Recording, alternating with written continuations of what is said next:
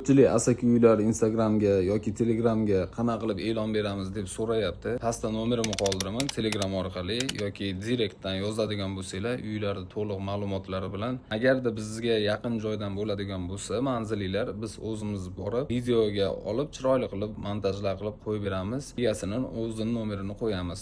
Bemalol Xudo xohlasa yaxshi pullarga sotib olasizlar. Sizlardan bitta iltimosimiz bor, uylarning narxini sal arzonroq, yaxshi ketadigan narxida baholab turib qo'yinglar. U osmon narx qo'yib olib sotilmayapti uyimiz deb bizdan ayb istamanglar. Sababi o'zinglar xohlagan narxlarda qo'yib olyapsizlar sotuvchilar. Ko'pchilikda olib boramiz, bermayapsizlar aytgan puliga, zo'r narx berishyapti. Keyin boshqa joydan u odamlar uy olib ketgandan keyin chaqirib beraman deyapsizlar, ular uy olgan bo'lyapti.